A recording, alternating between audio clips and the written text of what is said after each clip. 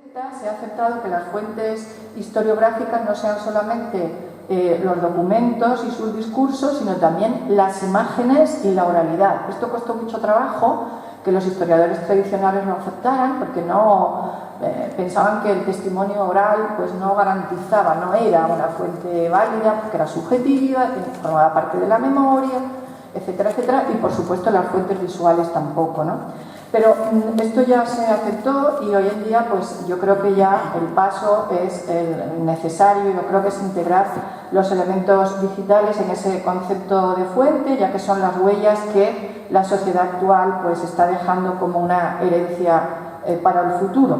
Aunque desde luego esas evidencias que genera Internet, pues como todos sabemos, pueden transformarse, a veces no tienen autoría, y son cualidades que la distancian desde luego de la credibilidad necesaria para el uso historiográfico, ¿no? Y desde luego las alejan mucho del concepto tradicional de documento acabado e inmutable, que es el que nosotros necesitamos para reconstruir el pasado. Julio Arostegui, en su libro La investigación histórica, teoría y método, aclaró el término de fuente, aclaró el término de información historiográfica. Es decir, él con esto lo que quería señalar es que se trata de informaciones primarias o materiales de observación a partir de los cuales el historiador establece su síntesis. Y con este concepto se refería a las fuentes definidas precisamente como todo aquel objeto, instrumento, herramienta, símbolo, discurso intelectual que procede de la creatividad humana y del que puede deducirse algo acerca del pasado. La procedencia de fuentes, bajo este concepto y como he señalado antes, pues es variada y ya no está solo en los archivos, sino que, como lo han demostrado, por ejemplo, en especialidades como la historia antigua, la historia contemporánea, ¿no? Por ejemplo, la historia antigua sabrán todos ustedes que precisamente en lo que se basan sobre todo es en materiales, en objetos, ¿no? Para reconstruir ese pasado. Y también nos ocurre en la historia contemporánea.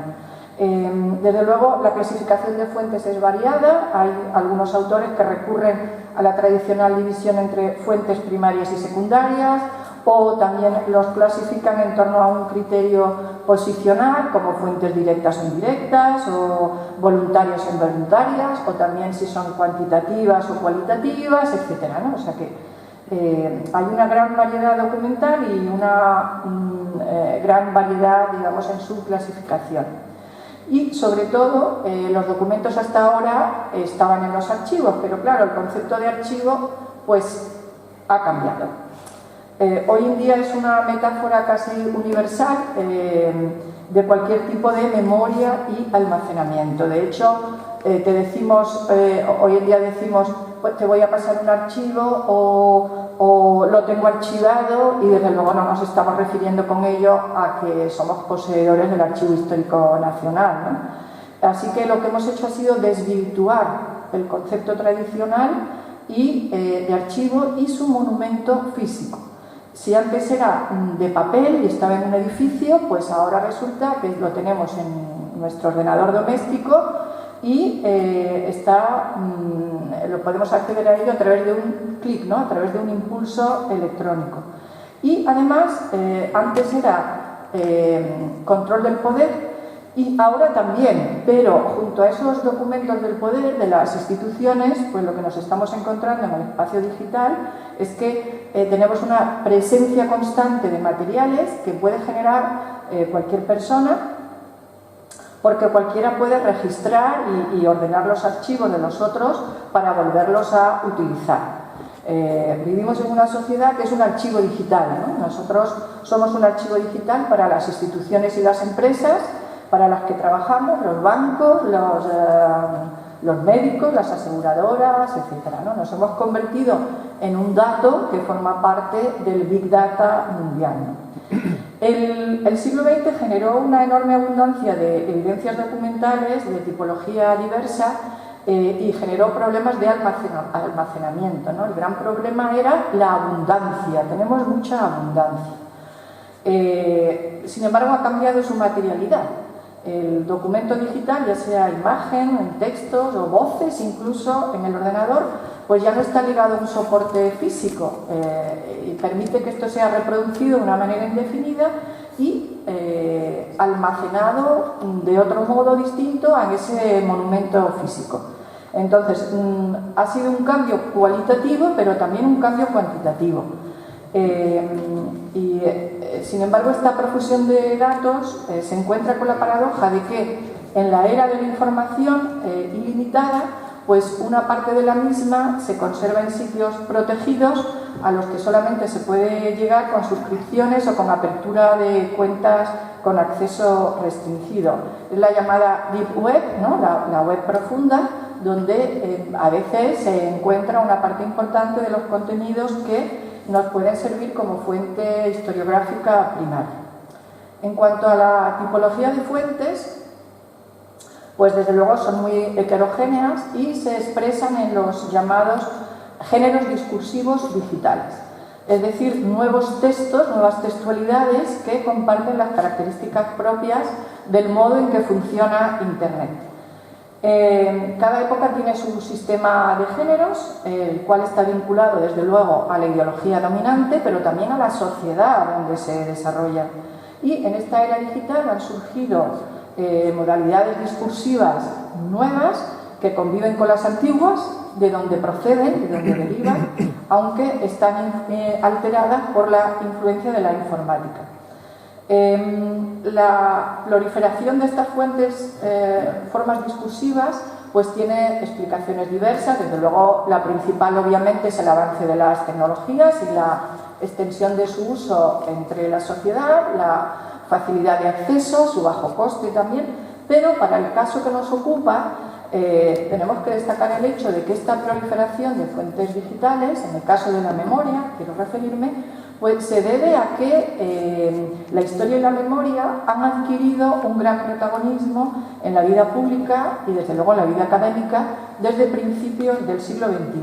Así que hay una gran presencia, una presencia casi constante del ayer en nuestras sociedades a través de numerosos canales como son los actos oficiales, coloquios como este, las conmemoraciones, los homenajes, la conversión de espacios públicos en espacios de memoria y, por supuesto, también la digitalización de la documentación de archivo. Esa presencia del pasado adquiere a veces entre nosotros unas formas insólitas, como puede ser un videojuego, del que se hablará después, una grabación en una red social, un podcast o incluso recreaciones históricas. Uno de los grandes desafíos es la identificación de esas fuentes, su clasificación, su descripción, precisamente con motivo de esas enormes o gran variedad de formas en que se adquieren y la necesidad que tenemos de comprobar su autenticidad, su fiabilidad, en fin, su credibilidad, ¿no? Que son criterios básicos para que podamos utilizarlos para reconstruir el pasado. Así es que yo me voy a permitir presentarles una tipología de fuentes, para que si les parece bien después hablemos sobre ello, ¿no? En primer lugar, desde luego, tenemos que diferenciarlas por su origen técnico, es decir, si se trata de fuentes físicas, materiales tradicionales que han sido digitalizados o de si se trata de fuentes nacidas digitales. En el primer caso, hemos de destacar el hecho de que efectivamente se trata de los materiales tradicionales a los cuales se les ha aplicado un proceso de digitalización, han seguido un tratamiento tecnológico y bueno, pues ya están a disposición de todos, ¿no?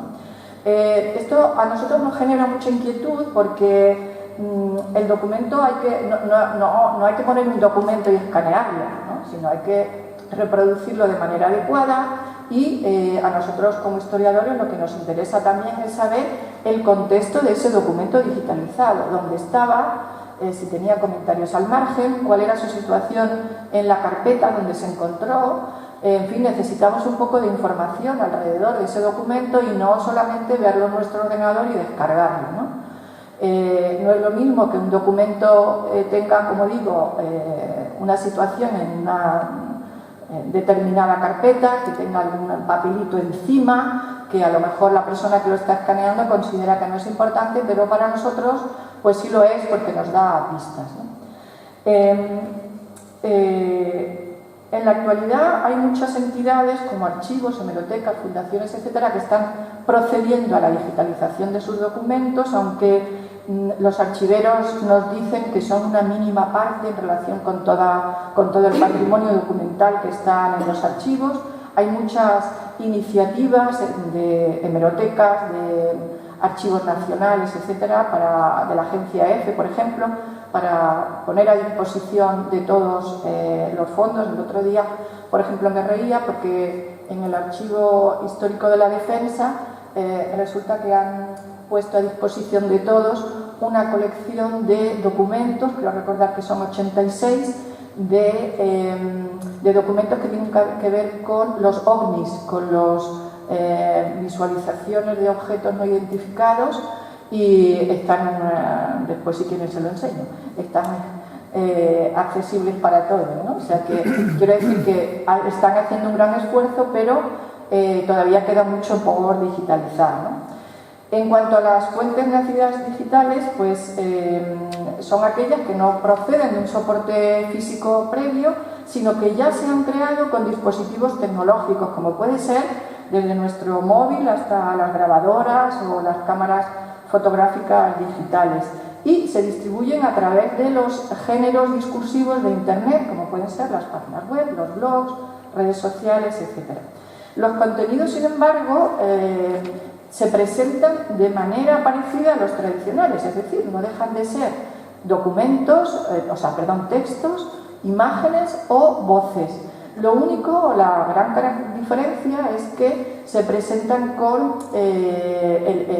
aspectos técnicos como pueden ser los hiperenlaces o la multimediación, o con posibilidades de actualización y de interactuación. Y esto, claro, obviamente les diferencia mucho del material físico, ¿no? del documento físico tradicional. Una segunda categoría de fuente es el relativo a la autoría o quién es la entidad responsable de esa fuente.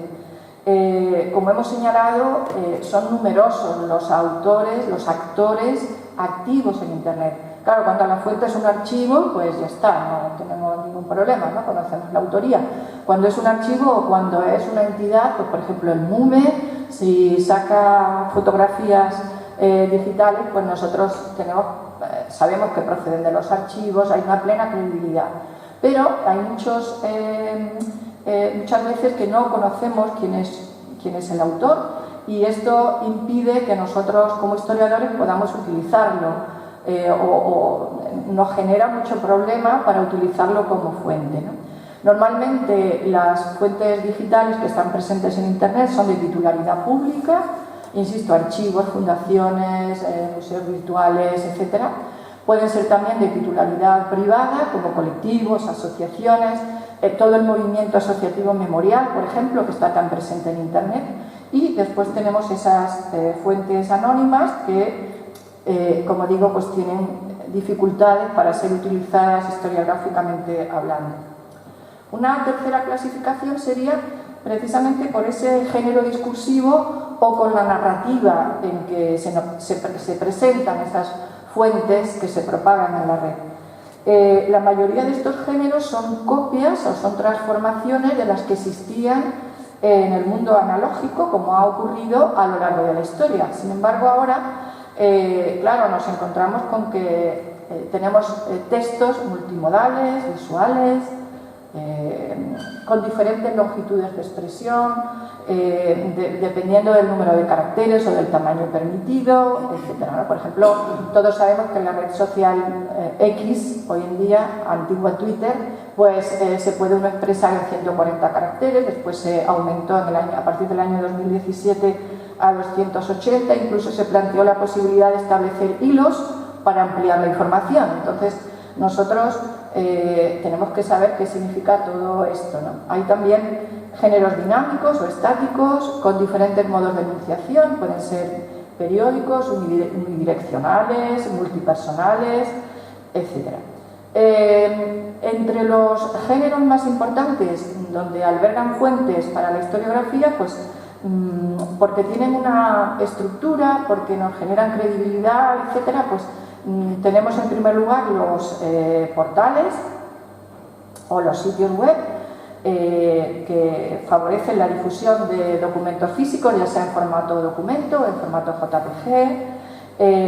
Por otro lado, los portales y agregadores y las páginas web, ¿no? Por otro lado, tenemos, por ejemplo, los blogs, que son casi como diarios personales. Generalmente los blogs son de autoría privada, personal.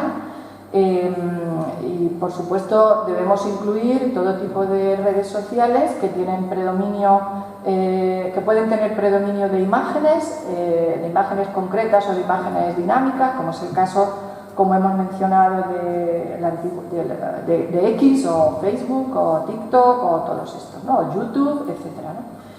Así es que lo que tenemos es una multiplicidad de expresiones discursivas híbridas, producto de esa tecnología digital, pero yo creo que esta clasificación de género discursivo es fundamental para el análisis de las fuentes, porque siguiendo a Walter Benjamin y también al teórico de la comunicación Marshall McLuhan, él decía que el medio es el mensaje, ¿no? Es decir, según cómo se presente, el hecho es el mismo, o la noticia es la misma, pero no es igual contarla en una radio que contarla a través de la televisión o a través de la prensa. Pues aquí nos encontramos con lo mismo, ¿no? No es lo mismo contarlo en un tweet que en una página web donde nos podemos expandir mucho más, que en un blog que se erige como un espacio personal, como una especie de diario personal virtual, ¿no? Hay una historiadora que se llama Barbie Seriser, que es poco conocida, pero a mí me gusta muchísimo, que ella dice que en historia el medio también es el mensaje. Es decir, no es lo mismo la información histórica que nos llega, por ejemplo, en una columna romana, que en una carta de un embajador, que en un informe de una cárcel o que en una estadística. No es igual, a lo mejor el hecho es el mismo, pero obviamente no es igual el hecho contado alrededor de una columna romana que el acta de esa batalla, de ese ejército romano. No es igual, el hecho es el mismo, pero no es igual, ¿no? De tal manera que cada medio y género virtual pues tiene convenciones propias que generan una información primaria diferente. De tal manera que hay una relación entre el acontecimiento narrado, el personal implicado en la elaboración, y el formato seleccionado y también los usuarios, ¿no? que lo consumen. Todos ellos constituyen una cadena de relaciones que mediatiza el relato de los hechos publicados. Así es que obviamente no podemos concluir que el soporte o la herramienta es únicamente la que determina el contenido, pero desde luego hay una relación clara entre el medio que utilizamos, el género que decidimos y cómo estamos representando los hechos, ¿no? Yo quiero traerles aquí un ejemplo de una cuenta de Twitter, porque claro, cuando hablamos de Internet, de la falta de credibilidad, etcétera, yo creo que muchas veces, que en parte ayer también era lo que pasaba, ¿no? Hablamos de Internet en genérico, claro. Internet en genérico es una locura y nos pasa lo que nos pasa cuando accedemos a ello, ¿no? Pero en el caso, por ejemplo, del pasado, de la historia de la memoria, hoy en día hay muchísimos espacios virtuales que son auténticas fuentes historiográficas de un enorme valor. Y sobre todo lo que están contribuyendo es a un complemento, digamos, del trabajo del historiador que nos viene, yo creo que bastante bien, porque lo que están haciendo es compartiendo información, difundiendo la historia, acercándolo de una manera más divulgativa a todos, y también, en el caso de las imágenes, que también se hablaba ayer en la conferencia, nos están ayudando a entender muy bien esas huellas visuales que han ido dejando las generaciones anteriores. Entonces, hay muchísimas cuentas muy interesantes. Yo les he traído aquí una cuenta de Twitter que nunca caigan en el olvido, que como ven está dedicado a una memoria para no olvidar a los deportados, a campos de concentración, etc. O, por poner un ejemplo también, la página web de guerrilleros, que se llama Los de la Sierra, que ofrece, como ven ustedes aquí, pues una posibilidad de encontrar por localización, por nombres, etcétera. Con lo cual esto tiene un enorme valor para nosotros. Es verdad que muchas veces no son exactamente descubrimientos de estos autores, sino que muchas veces es el traslado del trabajo de los historiadores, pero a formatos más accesibles, más divulgativos y que significan una transferencia del conocimiento que nosotros como historiadores no tenemos herramientas o muchas veces, pues sinceramente, con perdón de los historiadores que están aquí, pero no somos capaces de hacer, ¿no? No somos capaces de trasladar al público estas cosas, ¿no? Yo quiero también llamar la atención sobre un blog de Juan José del Águila, que es experto en el TOC, en el Tribunal de Orden Público. Él tiene un blog que se llama Justicia y Dictadura, que lo ha convertido en un auténtico yacimiento de fuentes primarias sobre la jurisdicción del franquismo. Así que él nos está proporcionando fuentes digitalizadas, pero también fuentes nacidas digitales, por ejemplo, muy interesantes sobre la Brigada Político-Social, Julián Grimau, abogados laboralistas como María Luisa Suárez, por ejemplo, que no es conocida. En fin, que yo creo que todo esto pues tenemos que valorarlo en su justa medida, no tanto valorándolo Internet en su conjunto, sino yendo a espacios especializados que son, yo creo, los que nos garantizan esa credibilidad, esa veracidad, etcétera, ¿no? ¿Cuáles son las características de estas fuentes, ¿no? Resumiendo lo máximo posible, bueno, pues desde luego no tienen una ordenación discursiva plana, sino que nos proporcionan lecturas en muchas direcciones gracias a esa hipertextualidad, de tal manera que, claro, nosotros somos los que elegimos cómo leerlas, de tal manera que podemos saltar a través de un enlace, entonces ya no continuamos con lo que el autor primigenio ha elaborado, ha creado, sino que nosotros estamos, digamos, alterando esa estructura que el autor de esa fuente pensó, porque hemos saltado a otro sitio a través de pinchar en ese hiperenlace. Claro, esto tiene una parte positiva como todo y una parte negativa. La parte positiva es que vamos a un hiperenlace y nos sirve para contrastar que lo que está diciendo ese sitio es veraz, porque lo podemos contrastar con el hiperenlace, ¿no? Con el enlace. Pero claro, también nos genera una parte negativa, que es la dispersión de la lectura, ¿eh? Otra característica, la convergencia multimediática. Esas fuentes incluyen voces, incluyen imágenes, incluyen tal, que está muy bien, pero genera un problema de conservación.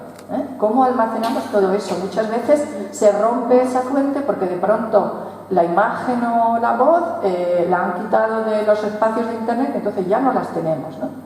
Otra característica es la interactividad, ¿no? La posibilidad de interactuar con otras personas, que por un lado pues está muy bien, pero por otro, como todos sabemos, pues los expertos dicen que más allá del tercer o cuarto comentario, la interactuación que se produce en Internet ya no nos vale, porque ya muchas veces son comentarios soeces o que hablan de otro tema que no tiene que ver con el de la fuente, etc., ¿no?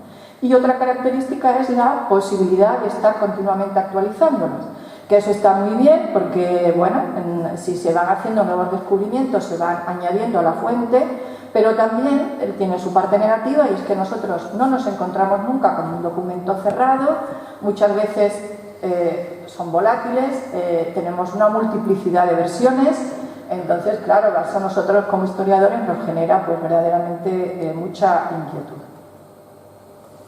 Hay muchas iniciativas para comprobar la fiabilidad y la credibilidad, ¿no? Yo creo que en primer lugar es que nosotros necesitamos identificar a los autores. ¿Quiénes son los que están detrás de esta fuente? ¿Vale? Necesitamos saberlo. La localización también.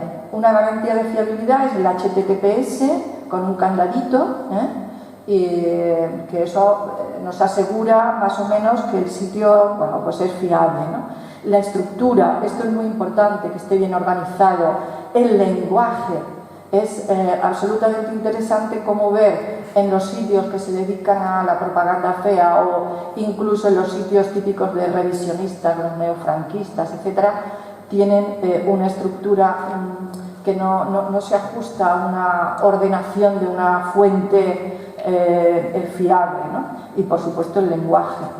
La hipertextualidad y la interactuación pues también es una manera de comprobar de dónde procede la información, ¿no? que está sujeta en esa fuente. Por supuesto que que explique bien de dónde procede esa información, las referencias. Y yo también animaría a hacer un checklist, una comprobación típica de los estudios culturales que consiste en analizar las W, ¿no? Es decir, quién es el autor, qué nos está contando, por qué, cómo, con qué género discursivo, etc., ¿no? En realidad se trata de los llamados metadatos hoy en día, ¿no? Que son pues necesarios para eso. Estas fuentes, y ya voy terminando, tienen efectos en el conocimiento y tienen efectos también en cómo nosotros estamos investigando. Pero fíjense ustedes que el planteamiento de la investigación no ha cambiado. Nosotros necesitamos seguir teniendo esa misma estructura de la investigación en torno a cuáles son nuestros objetivos, tenemos que plantear hipótesis, tenemos que buscar las fuentes, localizarlas, tenemos que seleccionarlas. Es que el procedimiento de investigación es igual que con las fuentes digitales. Lo que ha cambiado son las herramientas y las nuevas preguntas que pueden surgir de la utilización de esas fuentes digitales o de herramientas digitales, como puede ser software, etcétera, para expresar esos resultados. Fíjense ustedes que estas técnicas metodológicas hoy en día, por ejemplo, tenemos lecciones en una página que se llama The Programming Historian, o recientemente España se ha sumado a las plataformas europeas de Claria y de Daria y Clarín. Yo formo parte de un nodo de la Comunidad de Madrid que se ha incorporado a este sistema, o el portal Shock, por ejemplo, que ofrece software gratuito por ser europeo, ¿no? Software, y porque España ha pagado su factura, claro. Software gratuito para analizar a través de estas herramientas los elementos del pasado, de tal manera que, claro, fíjense ustedes, por ejemplo, los que nos dedicamos al estudio de la represión, del exilio, etcétera, pues no es lo mismo utilizar las herramientas tradicionales, que nosotros podemos abarcar a lo mejor 1000 expedientes de gente encarcelada, etcétera, ¿no? Que utilizar estas herramientas digitales y hacer uso del Big Data y analizar, por ejemplo, todos los expedientes de una cárcel. Hombre, los resultados son distintos, tenemos mucho más rigor, es mucho más exhaustivo. ¿Que lo que nosotros hemos hecho antes no vale? Pues no, claro que vale, pero tenemos una muestra, mientras que ahora con estas herramientas tenemos el universo de elementos que podemos analizar. Hay muchísimo software disponible, mucho de ellos es gratuito, no tengo tiempo, ni merece la pena que me dedique a explicar estas técnicas, la tienen ustedes aquí. Si hay alguien interesado, pues se lo puedo facilitar, o la organización puede facilitar esta presentación, que por mi parte no hay problema, ¿no? Y ya para concluir, ya definitivamente, estamos ante un nuevo paradigma, ¿no? Que después de todo esto era la gran pregunta. Bueno, si entendemos por paradigma la técnica o la teoría o el conocimiento originado por la investigación y que va a servir de referencia, pues yo creo que este sistema y estas fuentes nacidas digitales pues están llamadas a ser un nuevo paradigma, ¿no? Hoy en día hablamos del giro digital.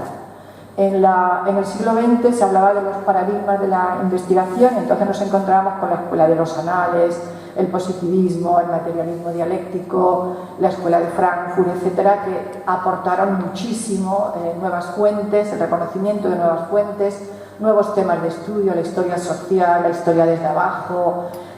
Fueron increíblemente positivas para el avance de la historia y el conocimiento de nuestro pasado, ¿no?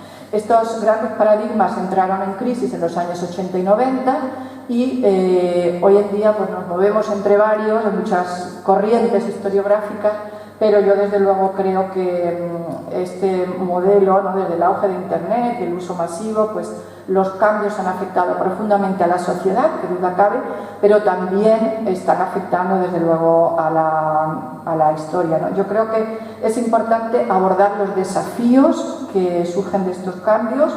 Tenemos que afrontar estas fuentes como, desde luego, un poco lo que se hablaba ayer por parte de La Salle, ¿no? Como discursos vinculados a intereses, a objetivos, a ideologías, que duda cabe, pero yo creo que el gran desafío también es formarnos para abordar este desafío, pero yo creo que hay que adoptar una actitud activa para entender este posible nuevo paradigma y encontrar una forma de aprovechar al máximo, ya que estamos castigados en ese apocalipsis, ¿no? De que vamos a estar controlados por todos lados, pero yo creo que tenemos que abordarlo de una manera lo más positiva posible y aprovechar al máximo las oportunidades que nos proporcionan.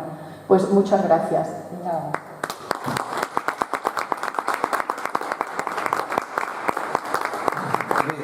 Muchas gràcies, professora Eiroa.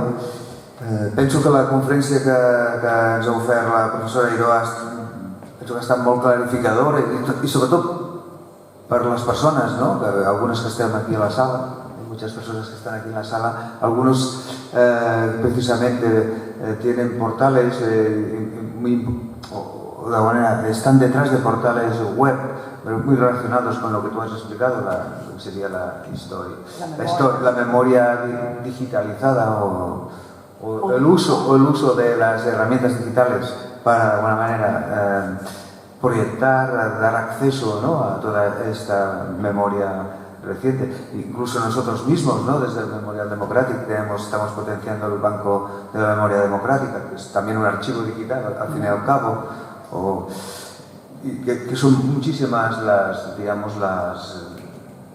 plataformas que hoy en día existen, y creo que de alguna manera tú nos has ofrecido un panorama, digamos, muy clarificador, y particularmente te quiero agradecer tu intervención en este sentido. Lo que pasa que también, bueno, me planteo, ¿no? Lo que has dicho tú, ¿no? De alguna manera tampoco nos hemos planteado si realmente esto implica cambio en lo que serían las maneras de investigar, ¿no? Y creo que no hemos llegado aún, no sé. Tú hablabas de que había ejemplos en el mundo anglosajón al principio de tu conferencia que sí, que están investigando de una manera diferente, ¿no? Sí. No sé si puedes explicar algo sobre esto. Sí. Yo creo que es que nos movemos, como he dicho antes, más bien en el mundo de construir la historia en esta era digital, pero desde luego en España la inmensa mayoría, no sé si estáis de acuerdo o no, como historiadores, pero la inmensa mayoría de nosotros no utilizamos estas herramientas, ¿no? Incluso ahora parece que ya se ve un poco mejor, ¿no? Pero, por ejemplo, cuando yo empecé a dirigir un proyecto que se llamaba, en el año 2017, se llamaba Historia, Memoria y Sociedad Digital, muchos lo ven con mucha reticencia porque no queremos dar a conocer cuáles son nuestras fuentes, los datos que generan, los mantenemos en secreto hasta que no sacamos resultados, etcétera. Y bueno, pues es una actitud obviamente comprensible, ¿no? Pero en el mundo anglosajón esto está muy extendido. Hay proyectos que desde el Old Bailey, ¿no? Que es tan muy conocido, estos han analizado, no sé si son como 50.000 o una barbaridad de documentos sobre formas de sociabilidad en la Inglaterra antigua, que los han puesto a libre disposición, y eso no solamente está sacando resultados de investigación los responsables del proyecto, sino también tienen el concepto de ciencia abierta, ¿no? Y también están sacando muchos resultados de investigación otras personas, ¿no? Pero, por ejemplo, el movimiento asociativo memorial, vosotros, el MUME y tantos otros espacios virtuales, que lo que os enseñaba antes de los de la sierra, ¿no? Los guerrilleros, yo creo que este concepto lo habéis roto vosotros y no tanto los historiadores. Es decir, el movimiento asociativo memorial, la página web que seguramente conoceréis de todos los nombres, ¿no? Están ofreciendo vosotros, por supuesto, el Memorial Democrático, etcétera, o las páginas sobre las exhumaciones y las fosas, ¿no? De la RMH, ¿no? Están poniendo a disposición de todos imágenes, microbiografías, en fin, un material que yo creo que los historiadores que hoy en día trabajan sobre esos temas, pues ya no solamente necesitan ir al archivo físico donde encontrar esa documentación, sino que alguien que trabaja sobre el exilio, por ejemplo, sobre la huida o sobre la desbandada, por ejemplo, de la provincia de Málaga, pues es que tiene que ver este tipo de archivos. Entre otras cosas, por ejemplo, como vosotros con las fotos que ayer me prestaste, entre otras cosas, porque, por ejemplo, tienen fotos que los puedo ver yo en el ordenador y me facilitan el no tener que desplazarme a otro sitio, que esto es muy importante. Pero también son imágenes que a lo mejor han sido cedidos de colecciones privadas. Entonces, pues yo creo que ya hoy en día es también necesario para nosotros recurrir a estos espacios virtuales que nos estáis ofreciendo una documentación valiosísima. Desde luego, por ejemplo, quien quiera estudiar el tema de las exhumaciones y las fosas, pues desde luego tiene que acudir, por supuesto, al Boletín Oficial del Estado o a los boletines de las comunidades autónomas para ver cuáles son las exhumaciones que se están haciendo, las leyes de memoria, etcétera, que les afectan. Pero desde luego, quien no acuda a estos espacios virtuales, pues no tendrá un buen trabajo sobre las exhumaciones y las fosas, ¿no? Por no hablar de estudios sociológicos, por ejemplo, sobre el movimiento asociativo memorial, que se mueve en la red. Se mueve en la red para difundir actos, para reivindicaciones, para convocar y llamar a la gente y para ofrecer información. Entonces, lo único que nosotros, insisto, como historiadores, y creo que además el gran público que acceda a ello, pues obviamente tiene que aplicar algún tipo de técnica para ver qué es lo que me están contando, quiénes son y que no me engañen, ¿no? Esto también es verdad, ¿no? Bé, encara tenim temps per fer, si algú s'anima i vol fer un parell de preguntes, Hi ha algú? Tu, Maxi? Paso. Gracias. Bueno, yo un poco en la línea, intentando enlazarlo de ayer, me ha parecido pues, interesantísimo lo que has planteado y me ha surgido una pregunta en relación un poco con lo que has comenzado, ¿no? La cuestión esta, la visión de alguna manera apocalíptica, ¿no? Que decías. Y se me plantea una cuestión que quería trasladarte en relación a el documento histórico como, digamos, como una pretendida garantía de verdad, digamos, ¿no? El documento, aquella foto o aquella carta que dice realmente lo que había sucedido, etc. Y frente a esta cuestión, la otra cuestión, que la parte apocalíptica, digamos, de la inteligencia artificial que pueda crear documentación. Digamos, fake, una documentación que se salta ese criterio de verdad, pero que al mismo tiempo representa el criterio de verdad. No tiene solución, y sé que no es una pregunta infinita la que te hago, pero si podrías ayudarnos a reflexionar sobre esta cuestión. Claro, yo sinceramente no he reflexionado sobre eso. Todavía lo veo tan en pañales esto, que no... yo creo que la inteligencia artificial está mucho más interesada en cosas, no sé, comerciales o del día a día, etcétera, y que no en estos temas, ¿no? Porque como decía ayer Lasalle, no están interesados en el pasado, pues mira qué bien. Así nos libramos de que nos manejen y nos manipulen. Yo sinceramente no he reflexionado todavía sobre eso. No sé cómo le va a afectar. No sé si te refieres a que la inteligencia artificial transforme estos contenidos en otra cosa o que los haga más que nos resuma todo ello. No lo sé. Yo sinceramente no he reflexionado sobre cuál es el efecto de la inteligencia artificial sobre lo pensaba simplemente más, dicho de manera mucho más clara en términos políticos. Ya. La utilización del pasado, que es así que yo creo que no estamos tan lejos de esto, en el sentido de la elaboración de un documento que no ficticio, digamos, sí, utilizado como criterio de verdad para justificar determinados políticos, su... revisionismo, etc. Claro, entra por supuesto dentro de las posibilidades, ¿no?, que tenemos el ser humano y ahora con la inteligencia esta. Pero fíjate que no creo que haga falta ni siquiera para eso que venga la inteligencia artificial, ¿no? Fíjate en todos los espacios revisionistas del neofranquismo, etcétera, historiadores también, en libros tradicionales, que un documento físico, como puede ser, estoy acordándome, por ejemplo, de las actas de los resultados electorales de febrero del 36, actas, ¿no? O sea, un documento, pues como hay historiadores que transforman esas cosas en esos resultados y sacan otras conclusiones, en fin, que no tienen nada que ver con el hecho real, ¿no? del documento. Esta manipulación del pasado nos está pasando ya sin la inteligencia artificial. Aunque es verdad que muchas veces yo creo que mucha gente se cree que hay muchos espacios neofranquistas o revisionistas en la red. Y no es verdad. No es verdad. Hay algunas páginas web de la Fundación Francisco Franco o de la Fundación Yahweh y más, pero espacios, digamos, especializados y dedicados a eso, pensamos que hay muchos y no lo hay. Lo que sí hay es mucho ruido en todo el universo de Internet, hablando de pronto de Franco o desmintiendo tal y tal cosa, pero espacios, digamos, serios, ¿no? Comparables a los espacios del movimiento asociativo memorial o de las entidades memoriales, no son numerosos en la red. Pero te quiero decir que no hace falta la inteligencia artificial, nosotros ya lo hacemos. ¿Alguna pregunta més o deixem aquí perquè anem molt tard?